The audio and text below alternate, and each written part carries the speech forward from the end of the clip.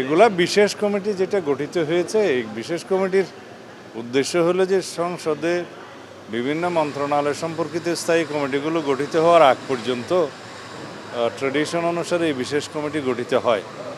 তো অধ্যাদেশগুলো বিলগুলো যেগুলোই আসবে এগুলো বিশেষ কমিটিতেই পাঠানো হবে, সেখানে যাচাই বাছাই হয়ে তারপরে রিপোর্ট আকারে সংসদে উত্থাপিত হবে।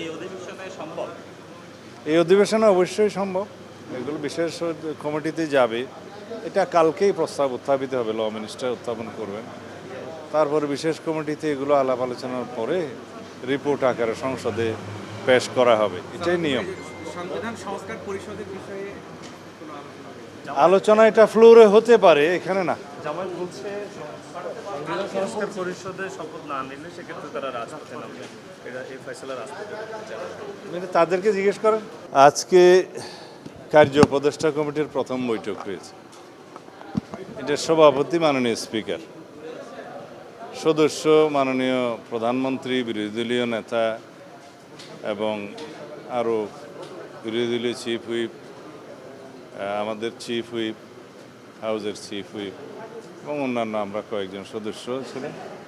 আমাদের মাননীয় মহাসচিব আমির খসরু মাহমুদ চৌধুরী, আমি, ল মিনিস্টার। এই সংসদের এই অধিবেশন, প্রথম অধিবেশন কতদিন চলবে এবং কি কি আলাপ আলোচনা হবে, কি কি আইন উত্থাপন হবে ইত্যাদি, এবং কত ঘন্টা আলোচনা হবে মহামান্য রাষ্ট্রপতির ভাষণের উপরে ইত্যাদি, এই বিষয়গুলো আলোচিত হয়েছে, সিদ্ধান্ত হয়েছে।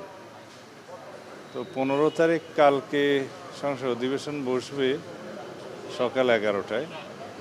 তারপরে 16 তারিখ থেকে মুলতবি হবে, মানে 15 তারিখের পরে আবার সংসদ বসবে আগামী 29 তারিখ মার্চের, ঈদের পরে। এবং পরে এপ্রিল মাস পুরোটাই জাতীয় সংসদের এই অধিবেশন চালু থাকবে, এই সিদ্ধান্তগুলো হয়েছে।